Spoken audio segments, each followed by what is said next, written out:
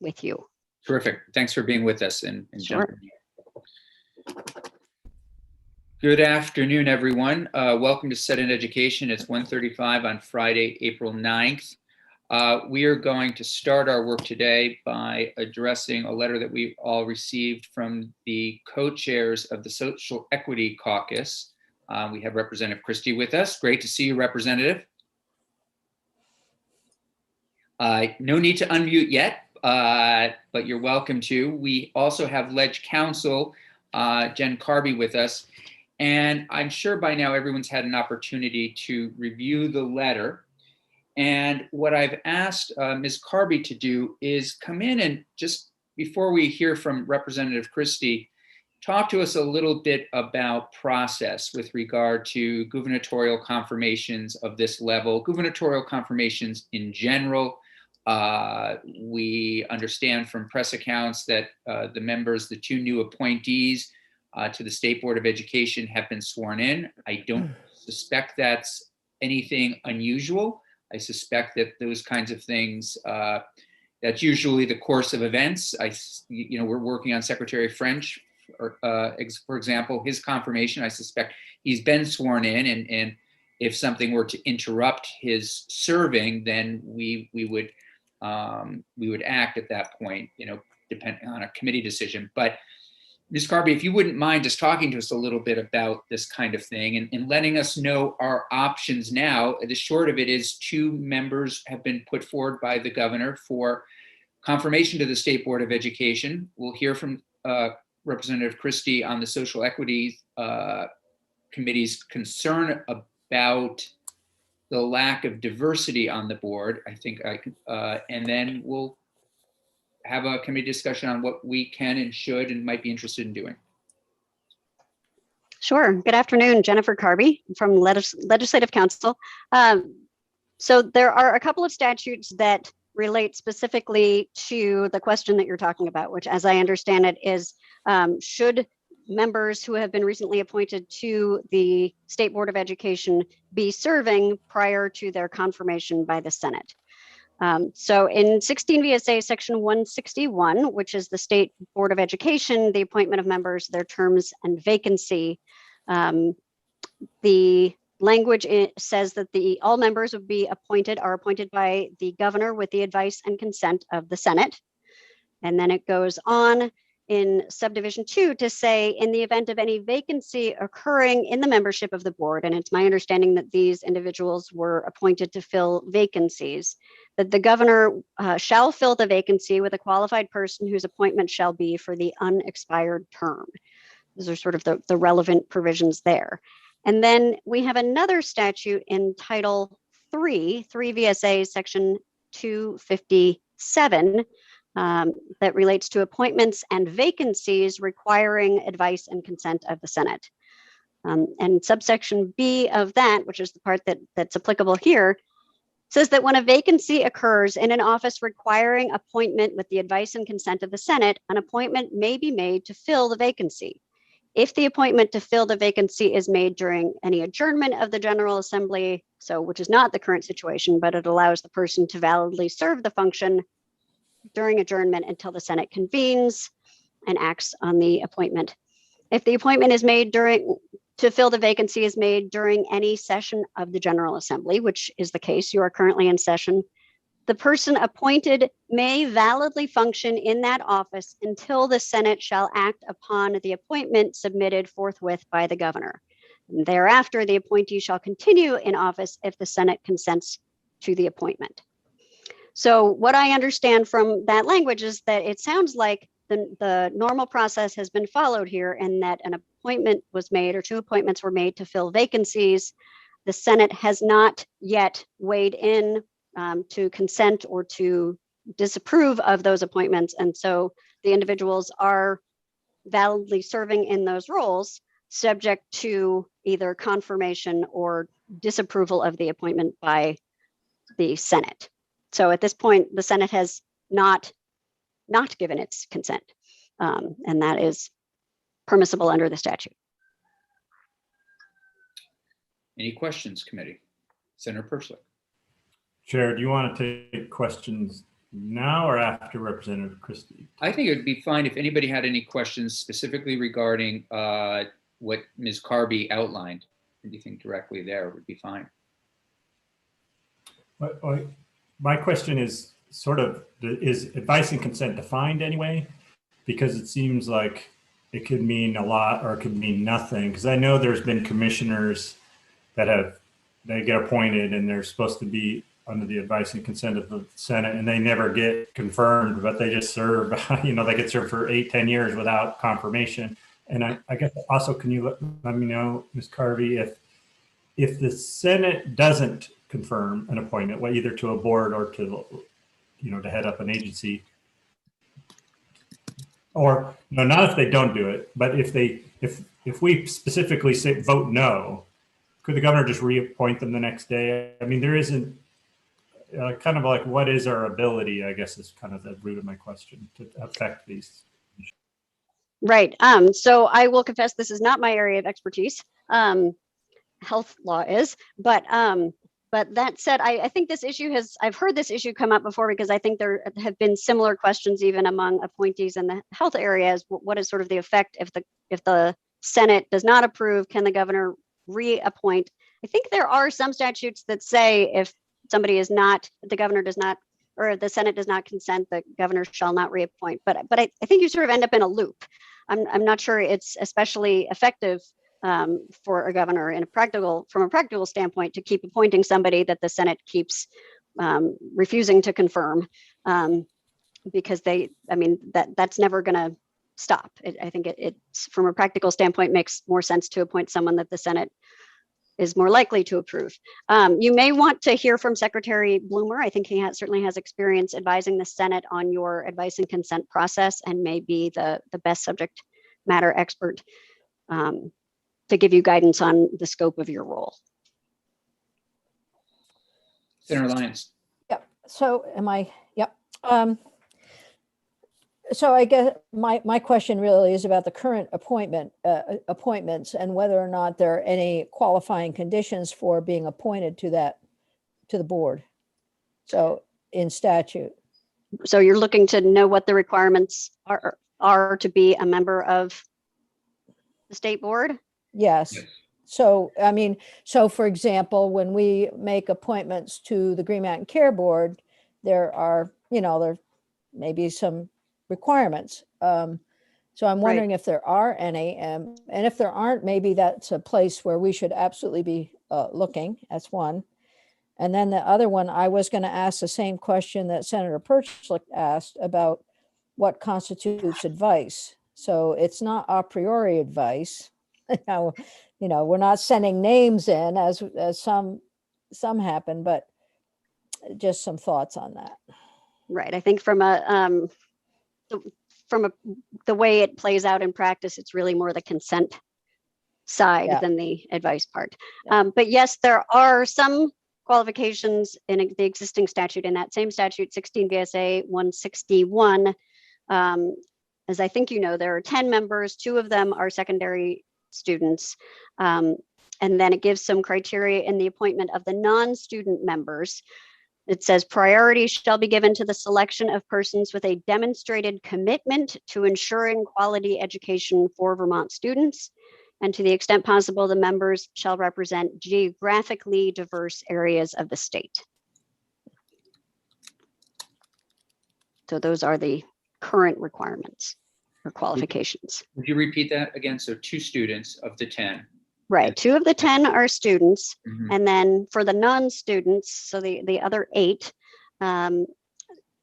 priority, so it talks about in terms of priority shall be given to the selection of persons with a demonstrated commitment to ensuring quality education for Vermont students. And then it says, to the extent possible, the members shall represent geographically diverse areas of the state. Thank you. Senator Hooker.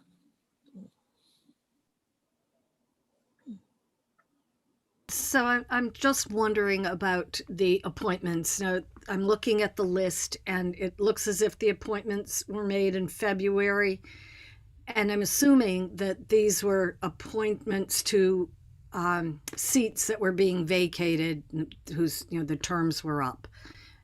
do we have any idea? Like, I have no idea if that was the case or if somebody just left. And in that case, these two that have been newly appointed have 6-year terms. So I'm curious to know what happens when someone leaves in the middle of a term. Do they just fill out that term, and then do they have to be approved and confirmed? And in this case, they're going for a whole term. Well, So- my understanding of these was that they were to fill vacancies. For people that left midway. People that left. That's the way right. So, Okay. now that may not be the case. There may be others who have more information. That's the way it has been described. And so I was focusing in on the vacancy language in the statutes. And Okay. that in that case, the governor fills the vacancy with a qualified person, and their appointment is for the unexpired portion, the remainder of the term. Okay. Well, that may be that these two seats expired in 2027. So when I'm sorry, Senator Hooker, did you have another question? No, that's all. Thank you. So when a committee, a Senate committee or the Senate is, what are the options that committees in the Senate in general have around gubernatorial appointments? I mean, we just had a conversation with Secretary French. It was his public confirmation hearing. Our intention is to vote next week. I understand this as it would be people are in favor by a majority or against. If we don't get a majority in the committee, it doesn't go to the floor. Same kind of process with the state board. I'm not sure that's quite accurate, because I think in general, the Senate typically acts on all appointments, Okay. but it's either to make a recommendation to the full Senate to confirm or not to confirm. Okay. But again, you may want to hear from Secretary Bloomer. Yeah, that's helpful. That's helpful. Anything else that you think we should know at this point, Ms. Carby, as it relates to options, background information, anything else? I don't believe so. I mean, I certainly, it seems from the language of the existing statute and the qualifications that are in there now, there's certainly room for you to make additional provisions if that was something that the committee was interested in doing. So, I think you could take action if you wanted or not. Thank you. Good afternoon, Representative Christie. It is an absolute pleasure to have you here. Representative Christie and I used to serve in the House together, and I know he is well known in the Assembly. We do have two new senators. I don't know if you've had the opportunity to connect with Senators Chittenden or Terenzini yet, but hopefully if you haven't, you will sometime soon. So Representative Christie, what we would like you to do, if you'd be so kind as to take us through a little bit. You don't need to read the letter, of course, from the Social Equity Caucus, but take us through it a bit and maybe talk to us a little bit about your concerns and what you would like this committee to consider or do. Well, first off, let me say it's great to see you, Geez, I almost brought you back to the House. That's more than fine. There are some people on this committee who would like me to go there, I bet. Well, I know I didn't. No, not at all. But it's an honor to be here with you guys today. And let me start by saying I know both of the appointees. That's the scary part, when you spend, this much time in Vermont, especially in the area that I have, being education, you get to know all the players. So I've known Lyle, actually, I was Lyle's mentor. That's a scary thought. When he was the tech center director at Stafford. And Tom, as you know, as the counsel and attorney for VSAG as well. So very competent, individuals, and, a credit to education. That's not the concern with the appointees. It's more about process and intentionality.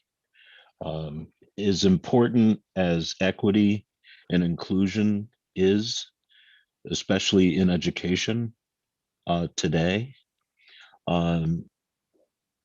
the concern around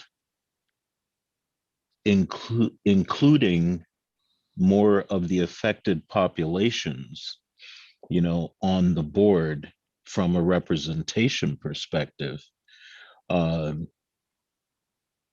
becomes critical. And we missed an opportunity, basically, and especially in this particular appointment, we do know that there have been folks that have been interested, in serving, that would broaden the perspective of the state board, and come with some strong credentials as well. But I guess to Senator Campion's question about what would we, want to do, to kind of cut to the chase at this point in time, is maybe an outcome, of this, could be a discussion, at your committee level around, would we want to change part of the criteria in the future selection to be more inclusive? And that's something well within our purview, as lawmakers and policy folks to do. I think I can speak comfortably saying that I don't think anybody intentionally, wants to, exclude. But the pandemic especially has shown, where there is so much more of a need, for the affected communities that have gone, without support. And it isn't always about, financial support. Sometimes representation of an affected community can make a major difference in how we approach, our delivery, of a particular service, as the state. And so I guess that would be my overarching thought, about potential next steps. If we want to get into our systems piece, you look at the design, advise and consent. It's set up to be done in February. And it gives us collectively, primarily the Senate, the opportunity to have February, March, April, and that first part of May to do the confirmations necessary during that time. And then there are provisions for when we're not in session. But when we're in session, you would hope that the most critical positions would rise right to the top. I think we've gotten a little lax, not necessarily this, I shouldn't place, blame, but I think it's become more mechanical. Well, if they're good people, they're not, they're good candidates. Let's just move this process, and I think that's what happened. And, there's not a lot we can do to correct other than looking at how we can be more intentional in the future. I appreciate that very much. And I think you raised great points. And it sounds like you would be interested in partnering with us to work on the statute to again, make it require that it take in more considerations and be more diverse and more inclusive. And we would, I think, welcome your partnership on that. Questions for Representative Christie? Senator Persick, please.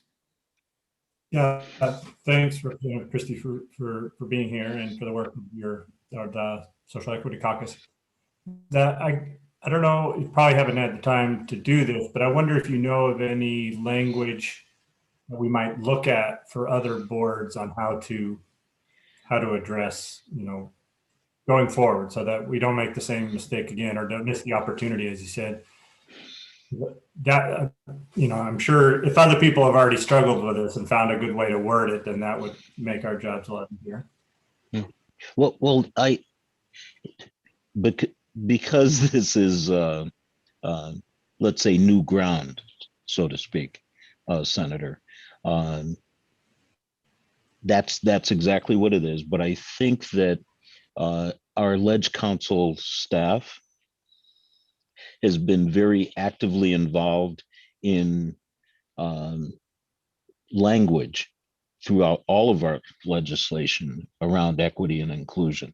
So I think we're fortunate to have, the folks we have. And I think that if we posed the question and started with the concept, they'd raise the bar with us very well, I think. Okay, thank you. Senator Lyons. Thank you, Coach. Representative Christie, this is really, it's so important. And it's not just in this committee, but every committee. Obviously, we know that. And so while you're thinking about this, and it is to improve equity, inclusion, diversity within the educational environment and boards, and probably of all the places, really belongs here, doesn't it? Yeah, I think so. Well, when I think about it's one thing to say, to provide for a diverse organization and diversity based on race, ethnicity, gender, however it's worded. But I think it's important to have that. So then you also were talking about the credentials of folks. And so what would you add in about credentials? And I'm separating those two things out. Because I don't know if there's any, it's just, if you have an interest in education, that is just about everybody in this state. Exactly. Yeah, it drives me nuts sometimes, sorry. Well, I think, without excluding someone who could very well be the next, future leader in education, but might not have a specific credential.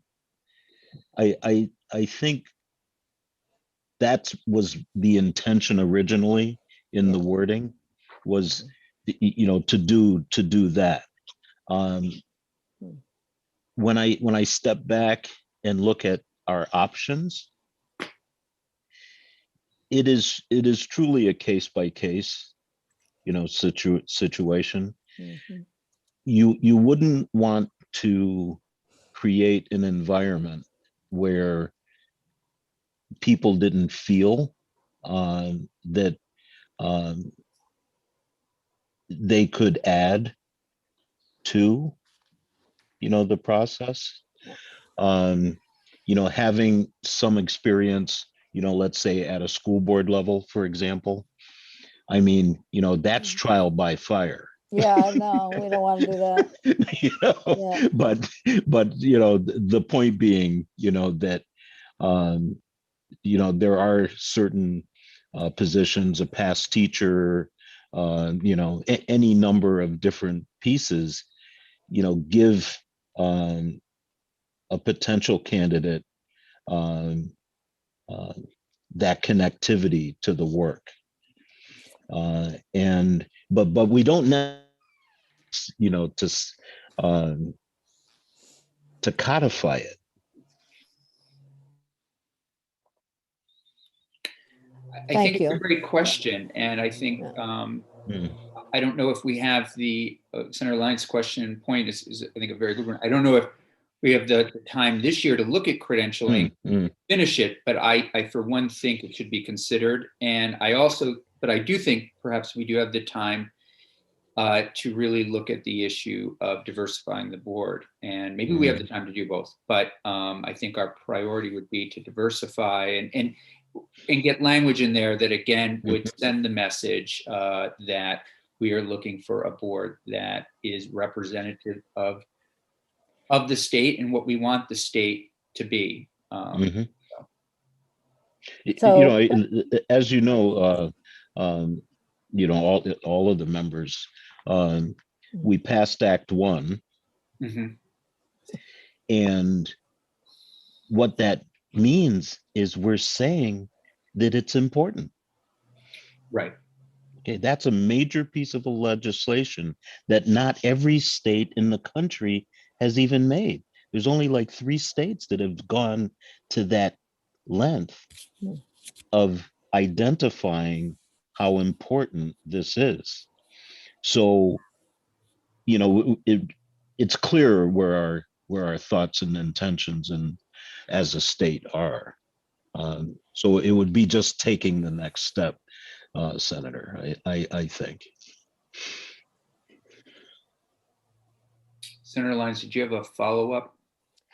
no, I just thinking about how to avoid the issue around political appointments and Yeah. ensuring that when someone appears who is well qualified and offers diversity, that person is chosen. And what do we know about the list of people who show up? I mean, there's a whole lot of questions embedded in the whole Right. process.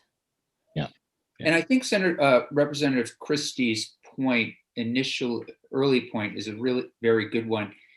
Sometimes we in the Senate, let me put it this way, I think this committee needs to hear from those that are appointed to the state board. It warrants, it's a board that warrants having those individuals in, having them go through a process, having them talk to us about their interests and why they want to be on the board.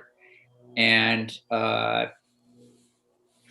think that's an important next step that we should advance. Any other questions for Representative Christie? Representative Christie, do you have any final words for us? It sounds as though we are in a place where we your comfort level and your interest would be going forward, if you will, not going back, but going forward. We'll have the 2 nominees in to talk to them, but your interest is again in moving forward as it relates to diversifying the board going forward. Okay. Well, I guess, and this is, and I think know me well enough to know it's progress, not perfection. Sure. Yes. Yeah. So that being said, we have an opportunity, and I say that the collective we, you as our agents in the Senate, when you visit with these folks and talk to them about your vision for education in Vermont and their vision, your equity lens that you're using now will be very clear to them that they need to embody as well. And you know, so that's the opportunity piece, I think, in all of this. Yeah. Okay. And I do appreciate, you know, the work, knowing full well, you know, you know, we're all there. Very, if I had a dream, it would be a tool that we could all use. It's almost like Senator Lyons' glasses, you know, a lens that we could all look through and go, this is what we want education in Vermont to look like.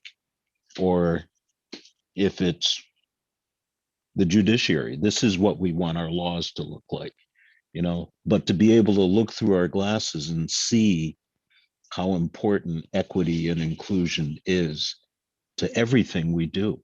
It's the air we breathe, you know. And so I guess in closing, that's what I would like to share. And I appreciate your work and your service. And I can't wait to get back in the building so I can just, you know, see, you know, have lunch together again, Yeah. you know. We agree. And thank you so much, Representative Christie, for being with us, for your work on the Social Equity Caucus, for bringing this forward. It's greatly appreciated, and we look forward to partnering with you as we try to do better work for all Vermonters. So thank you. Well, thank you as well. And I really appreciate your time. Yep, we'll stay in touch. Yes, you as well. Thanks. Thank you.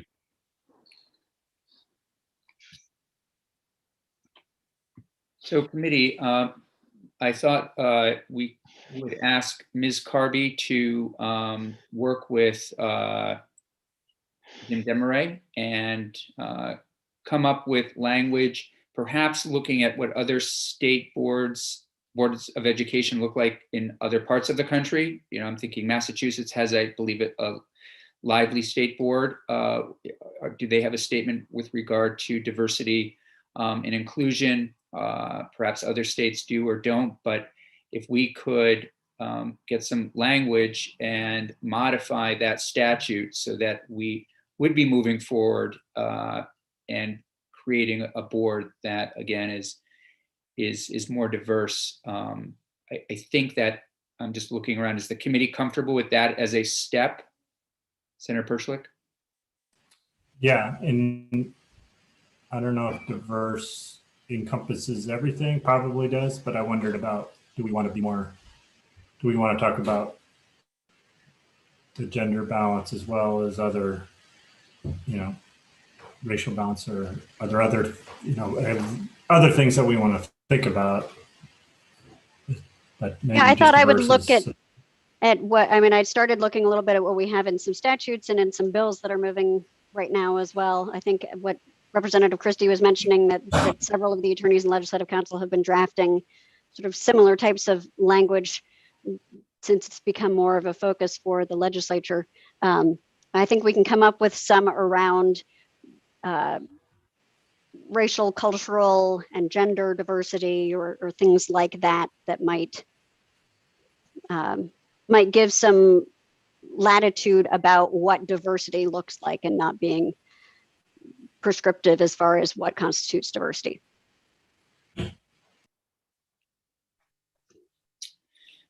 Jeannie? Yes, Senator. We have this on the agenda for, again, on Wednesday, is it?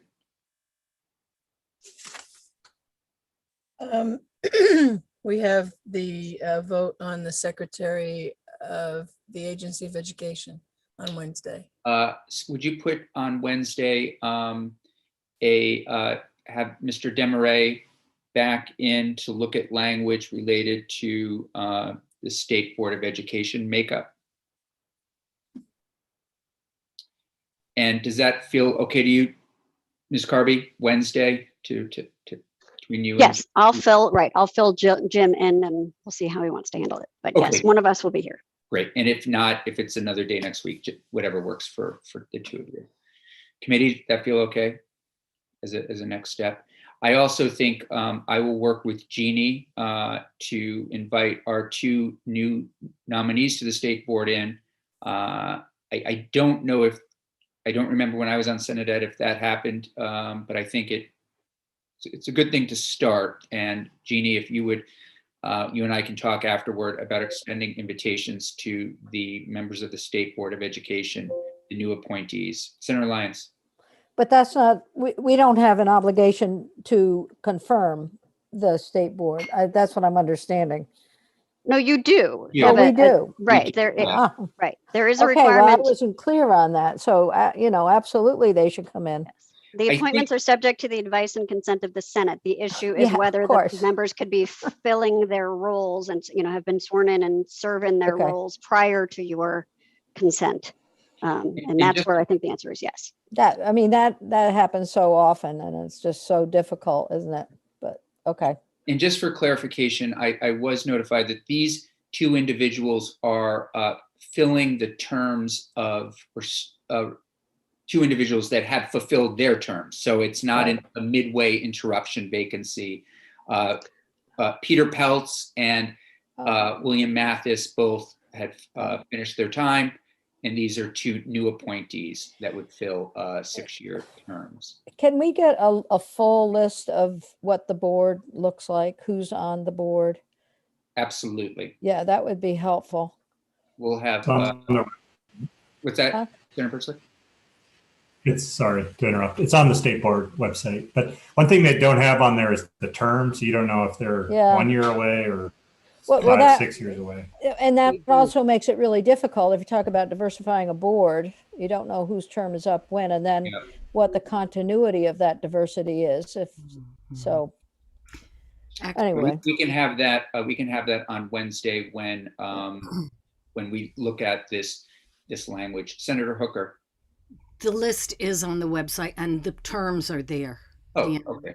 term is listed, and that's how I saw that Mr. Jepson and Mr. Lovett have 6-year terms. Okay. I'll ask Jeannie to just send that around to the committee so everybody has it at their fingertips. The question I had was which are the students, but I'm assuming it's the ones whose terms are coming up rather soon, or ending rather soon. But that may not be the case either. So the language of the statute is a little bit different around appointments requiring advice and consent of the Senate. I don't think it for regular appointments that are not to fill vacancies, meaning somebody left in the middle of their term. It says that appointments, so let me look into this a little bit. Maybe I'll talk to the secretary. Some of it is tied into particular types of officers appointed with advice and consent of the Senate, et cetera. So. But in general, the appointment is made in February and the term begins on the first day of March. And then there is the language around the Senate confirmation, which is supposed to occur. You're supposed to confirm at any time during the regular biennial session of the General Assembly. So. Great. So it's a little different, but I think the result is the same. And I think in different committees that I've served on over the years, sometimes these confirmations are done by, there's a confirmation done by phone call, quick conversation, and then they end up on the calendar and we approve. And I think what we're taking the step here to do is to, as I just wrote to Jeannie, to have our 2 nominees in on Thursday to hear from them, get a sense of their interests, their backgrounds, what they would like to do, and how they see their role in advancing education in the state of Vermont. Anything else on this topic? Okay. Thank you all. If we could shift gears, we do have one more agenda item to take up, and that is reviewing the language that Mr. Desmarais put together on S100. Ms. Carby, thanks again for being with us to do this. Senators will recall we are working toward, and we also, I should mention, have Ms. Parker here from Joint Fiscal to share a fiscal note. we're working with our friends in Senate Ag to get to a comfortable spot on an amendment that we would likely vote on the middle of next week and probably have on the floor toward the end of next week or the following week around universal school breakfasts and how that would work. And so we had met with Mr. Desmarais on this earlier in the week, and there is language now that we are going to be taken through by Ms. Carby. And we have not brought language forth into Senate Ag because our committee hasn't had an opportunity to look at it. So my plan is to, if we can get to a point where we're getting close to advancing something, would bring it in sometime probably on Tuesday. Senators may recall that our hope is to have both committees co-sponsor an amendment. So with that, Ms. Carby. Great, thank you. Again, Jennifer Carby, Legislative Counsel, and this hopefully will work out perfectly because I have the language to walk through, and then I will jump over to another committee and let Brianna talk about the fiscal note, and then I'll come back. Does this committee like to put the language up to look at it, or do you? I think as long as we have it on our site, and I think we do, I think we're okay just following it on our iPads. Great, okay. Thank you. I will, sure. I'll put you both up. Okay, so this is right now an amendment from not sure who yet, but it would be a potential strike all amendment to the appropriations report. This is for S100, and it starts out with a revised short title. So it would now be say that the act may be cited as the Expansion of School Breakfast and Lunch Programs Act.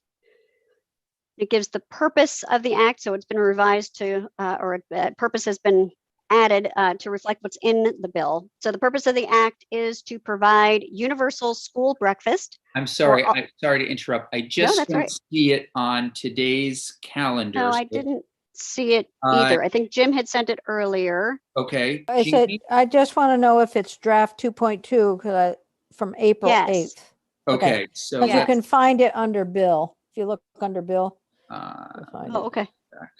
I got it. There it is. it might be on also Thursdays. Yes, so it is under okay. Thursday, and we said draft 2.2. Yes. Great. Okay. Senators, has everyone found it on Thursdays?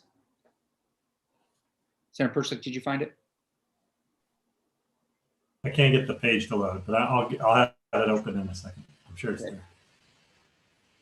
Thanks. Okay. right. Senator, go ahead. So it gives the purpose of the act to first provide universal school breakfast for all public school students at no cost to the students or their families, with funding provided to school districts from the Education Fund. And second, to establish a task force to advise the General Assembly on how to achieve the goal of providing universal school lunch for all public school students at no cost to the students or their families, thereby making school food programs universally available to all public school students at no cost to the students or their families. We get into the statutory changes. This is in the school food programs subchapter. The first, I think there are no changes or only editing changes to the definitions. And then in award of grants, which is 1262A, Jim has added a new subdivision designation and changed terminology to reflect that because he's added a new subdivision 2, which starts on page 3. And that says, from state funds appropriated to the agency for this subdivision, the agency shall reimburse each school district that made available school breakfast to students at no charge, under a provision we'll see coming up, for the cost of each meal actually provided in the district during the previous quarter, to the extent that cost is not reimbursed through federal funds or other state funds. So this is the new sort of expansion of the school breakfast and directs the agency to reimburse the districts for that. Reimbursement amounts paid under this subdivision 2 would be paid from the education fund and would be added to the adjusted education payment receipts paid under section 4011. Then there's some changes in the food program. The first one I think was in an earlier version that I actually walked through with you last month.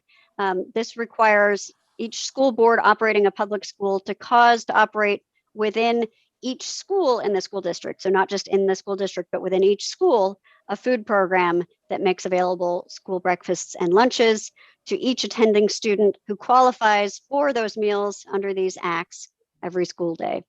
And it directs the school districts to maximize access to federal funds for the cost of the school breakfast and lunch program under the community eligibility provision, provision 2, or other provisions under those acts. And then in addition, it requires each school board operating a public school to cause to operate within each school in the district the same school breakfast program made available to students who qualify for those meals under the National Child Nutrition Act to each attending student every school day at no charge. In operating the school breakfast program, the district must seek to achieve the highest level of student participation, which may include any or all of the following: providing breakfast meals that can be picked up by students, making breakfast available to students in classrooms after the start of the school day, and collaborating with the school's wellness community advisory council in planning school meals. And then it has as the goal of the state that by the year now 2023, school boards operating meal programs would purchase at least 20% of all food for those programs from local producers. And then this annual report that the school boards submit to the Agency of Education on their meals programs must include an estimate of the percentage, and then it adds of the cost of locally produced foods that were purchased by the school board for those programs that were locally produced foods during the 1-year period ending on June 30th of that year. Then it takes out, and I think this was in earlier versions as well, takes out or would repeal an existing provision of law allowing a district to opt out of school meal programs for a year. That would continue to be repealed. Then we get to section 4 of the bill, and this makes a change in the permissible uses of the education fund monies. This makes it allowable to make payments required under subdivision 1262AC2 of this title for school food programs, and that is that universal school breakfast provision. Then we have some additional provisions. The first one is on school meals consumed during class, and it directs school districts to count time spent by students consuming school meals during class as instructional time. Section 6 is a to be determined appropriation from the education fund in fiscal year 2022 to provide that reimbursement to the school districts for school meals under the universal breakfast program. Section 7 is in here, it's my understanding, is kind of a so that it's not forgotten. This has to do with the calculation of the statewide education tax yields and the recommendation of the Commissioner of Taxes under 32 VSA 5402BA, that calculation for fiscal year 2023 would take into account the increased costs under sections 1262A and 1264 of section 3. And this may be part of what Brianna is going to talk about in the fiscal note, but I think my understanding from Jim is this section is not needed if you continue to have this take effect on passage, but if you push this out a year, this language would be important to make sure that this information is not forgotten. So may I just pause there for a moment? Was that in the original bill, this section 7? I don't believe so. I think this was something that the Joint Fiscal Office had recommended adding so that this information or so that this calculation, the addition of these increased costs into the calculation is not forgotten if there's a year lag between when this takes effect and when it's enacted. So if you delay it by a year. Okay. There was concern that this might be, I think, forgotten in the interim. And I see Mark has popped up too. Okay, thank you. Please continue. All right, so I'll finish going through and then I will leave you with the fiscal folks for a bit. Section 8 is a report. It directs the Agency of Education to consult with school districts, Hunger Free Vermont, the Vermont School Boards Association, the Vermont Superintendents Association, the Vermont Association of School Business Officials, the Vermont Principals Association, and the School Nutrition Association of Vermont. So consult with them on the impact of this act. And then by December 15th, 2021, report to the committees of jurisdiction. So this committee and the House Education Committee, the Appropriations Committees, and the Agriculture Committees on the status of implementation under this act. Section 9 creates, and I think you've seen this before, a new position in the Agency of Education, a full-time classified position specializing in the administration of school food programs. And that position would be transferred and converted from an existing vacant position in the executive branch. And the bill appropriates to the Agency of Education from the general fund for FY22, the amount of $100,000 for salary, benefits, and operating expenses.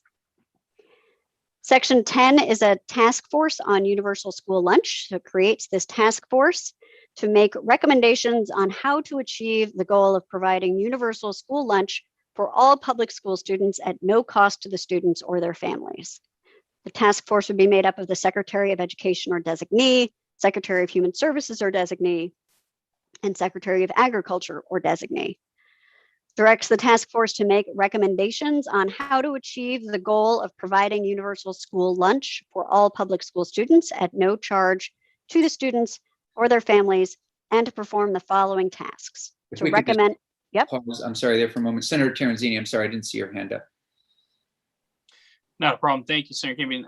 Jen, the $100,000, is that so essentially that's a new government position we'd be creating, and that would be, for the rest of time or as long as the program is in existence. Is that my understanding?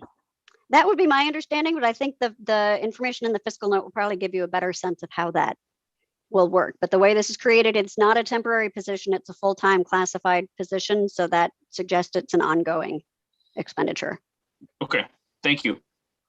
And then related to that, and this might be a question for Ms. Parker, but I wouldn't mind it answered right now if you don't mind. With the literacy position, we ended up using ESSER funds for 3 years to get that position up and going, with the intention, having spoken with the chair of Approps, that it then would likely, we hope, would become a general fund appropriation. Could we do the same with this? In other words, use ESSER funds to get the position going for 3 years and then transition? Yes, thank you, Senator Campion.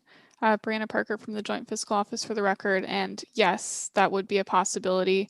And I do believe in previous drafts of this bill, that was the funding source that was used for the position. And I believe this was a change in this draft. So I think that's a possibility if you guys are interested in doing that.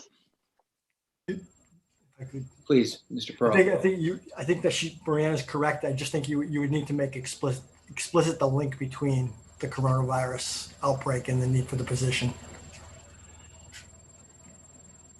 A lot Okay. of people without food. Yeah. Right, but is that pandemic related, and does it continue at the end of 3 years? So, Senator Perswick? Yeah, I have a question on the wording of the bill. And we use the term universal in here quite a bit. Well, not that much, actually. But we talk about universal school breakfast or universal meals, but that's not defined. But it's always says like, that's providing breakfast at no cost. I was just wondering, does the term universal in this context have a meaning, or is it just kind of the term that people use so it's in here? Like, I think it's more the latter. I think where you can see where it's where it actually describes what would be happening. It's always about providing meals to students and students at no charge to the students or their families. I think it's just being used in some of the headings. But let me. Right, and some of the headings and then in like the task force. Right. And also in the purpose of the bill, it says universal school breakfast, but then it explains what that means is just providing breakfast at no cost. So I didn't know it seems like it's an extra word that, but I'm okay with it in there. I just wondered if it meant something else or meant something to some people.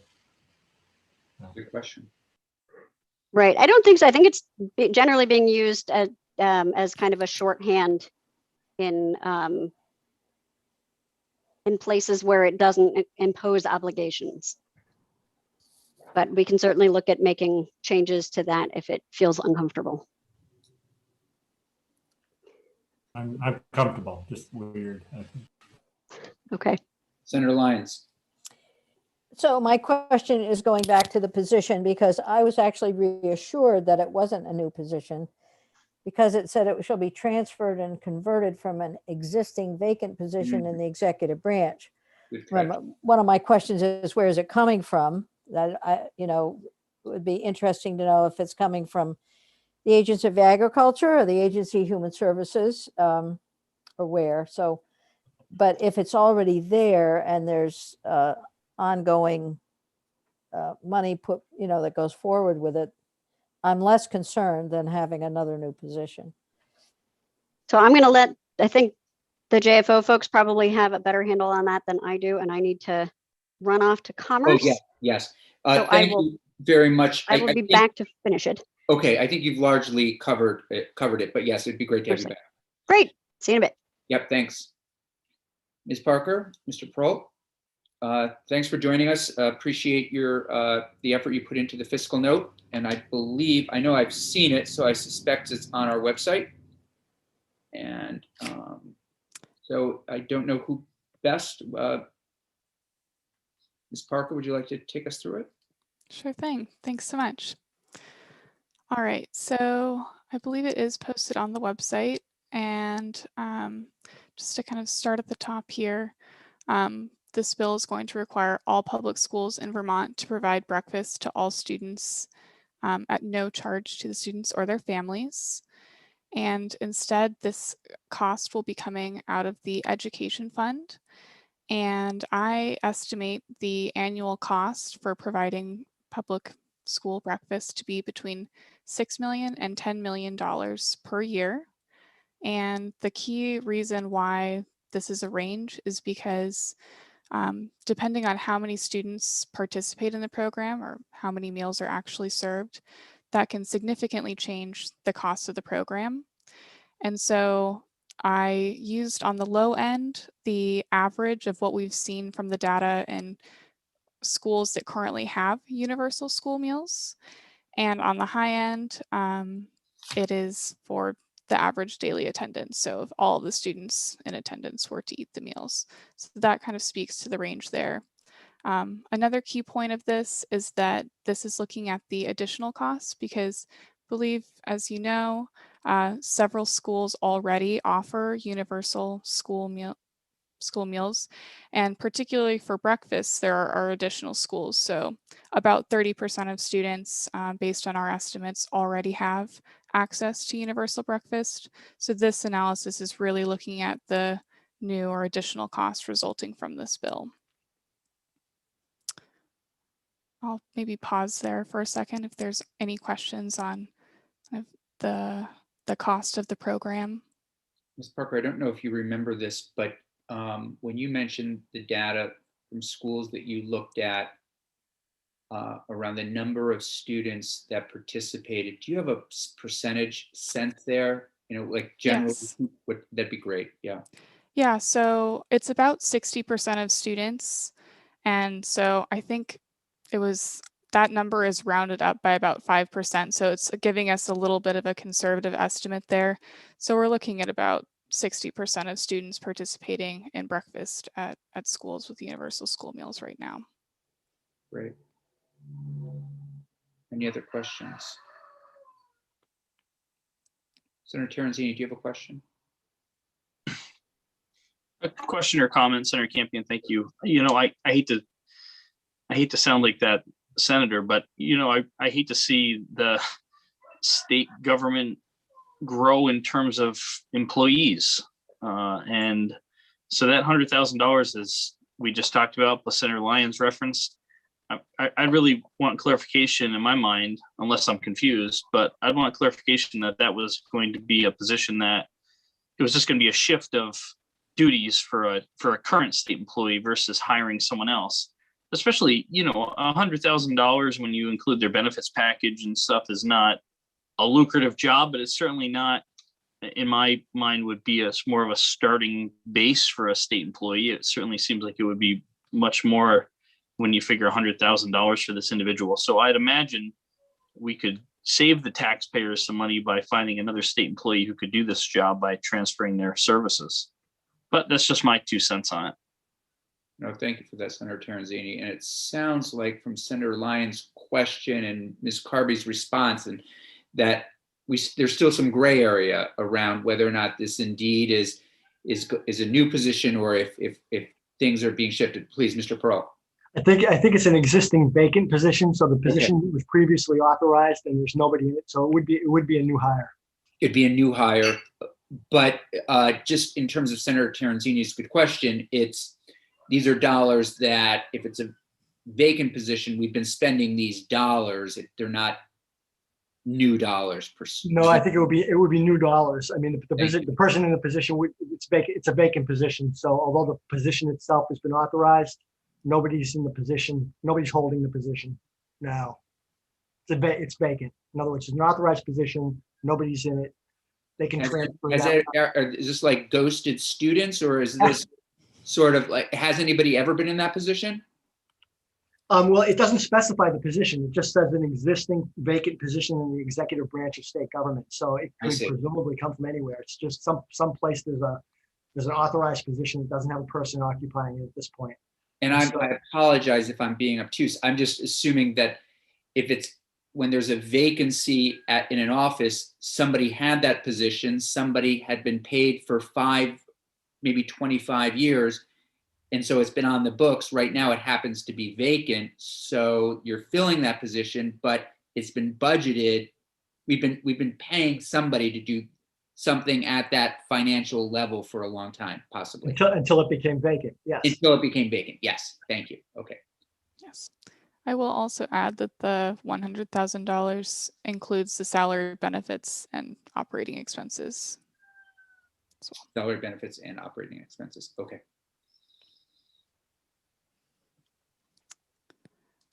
Great. A couple other points that I wanted to touch on in the fiscal note. One of the issues that the Agency of Education has raised repeatedly in discussing the universal school meals at large was the concern of losing those household income forms that go to applying for the free and reduced price meals, which are foundational for many of the federal programs that the state accesses. And so one of the benefits of doing the breakfast only is that you maintain the incentive of free lunch for families so that they will continue to fill out those forms so that the Agency of Education continues to collect that data, which is really crucial for many of the programs. And so that's another kind of aspect that I wanted to include in this analysis and highlight as an important point as well. Thank you for that. And that has come up. Yes, indeed.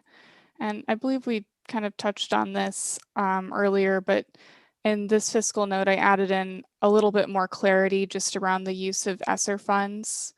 And so really the key distinction here that I want to make is one, that yes, all ESSER funds have to be tied to COVID-19 in some way. And that the reason why we cannot use ESSER funds to kind of phase in the program or cover any of the costs of the meals is because of the federal regulations tied to Provision 2 or the community eligibility provision, which are the federal programs that enable schools to have universal school meals, even if it is only breakfast. Those two provisions both have language that states that the difference in cost to offer universal meals must come from a non-federal source of funds, meaning that they have to come from a state or local source, which is the key reason why we can't use those ESSER funds. So that's for the meals portion, but I do think that there could be room to use the ESSER funds for the position, especially in those years when the ESSER funds are available. I think that Legislative Council would be the right person to talk to about how to, provide the correct documentation to show that link between COVID-19 and this program. But that would be the key constraint of using the funding there.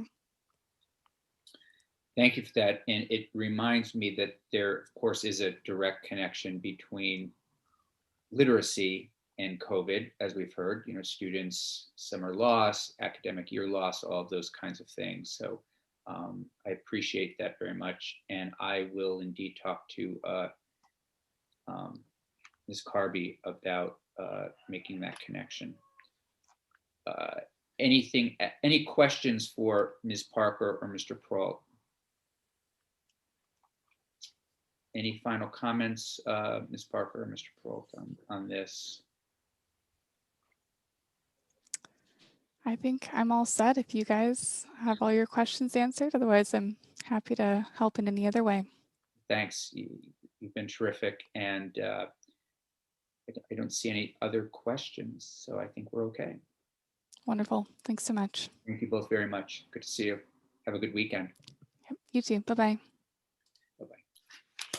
So committee, Ms. Carby will come back, but we at 3, but we do have a few minutes before we just take a little break around, is this the direction where committee members are feeling comfortable in general to continue to work on this language and share this idea with Senate Ag on Monday, knowing that personally what I'd like to see, 2 things added. I would like to see more, and I'll work on this weekend, I'd like some substantial findings to be put in this as it relates to the breakfast itself. In other words, we did hear anecdotally that universal breakfast can really make a big difference with getting students there on time.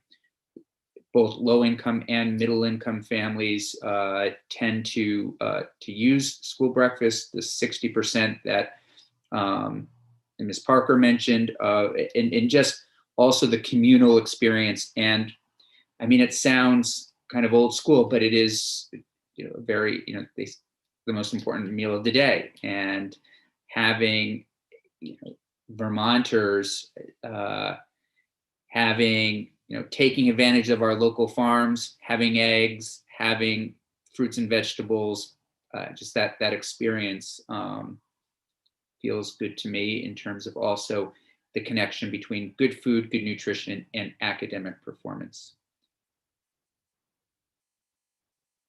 Senator Perchlik.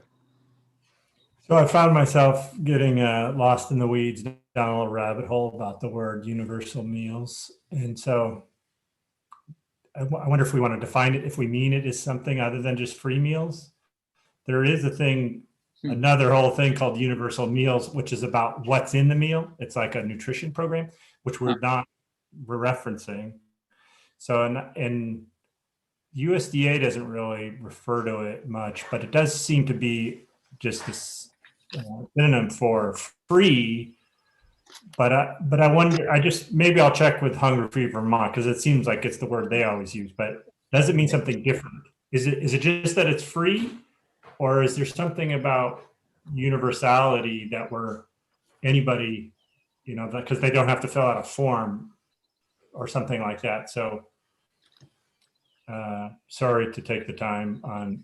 I think it's a great question, and we don't, I think defining it and understanding it as best we can is smart. Senator Lyons. Well, so while he was going down that rabbit hole, I was in another one. So maybe we'll end up in the same little. Somewhere they connect. Yeah, I know. So, but I was thinking, what about giving it a name? Like something like Fresh Start or Fast Break, breakfast, Fresh Break, Early Break. I don't know. Fresh Start, a program that is unique and different and suggests something neat for the state. That's all. Completely open to that. But I think the other question about universal is probably more important. And so. But you know, I My think rabbit you bring hole up- had a little dead end. No, I think you bring up a really good point in terms of, Vermont takes steps all the time that I feel are the right things to do. They're the right priorities, great values, and they just coincidentally also bring new Vermonters in because, There you go. and having this kind of, Lions marketing company thinking about that, I think it's smart. I think it's, who knows, we might come up with something. Anything else at this point? Otherwise, we'll take a break. We'll have Jen back for about 15 minutes and we'll finalize some things and make some adjustments to language, raise these questions with her, and plan to share our work with Ag on Tuesday. It is a little bit of a back and forth, but I think that since I think everybody's comfortable with the timing on this, so we'll take the time we need and hopefully maybe get something voted out middle of next week. Great. Okay, so we'll see everybody a little bit before 3. Thanks.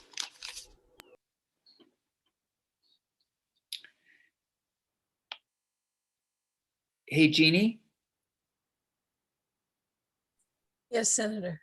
can you take us off?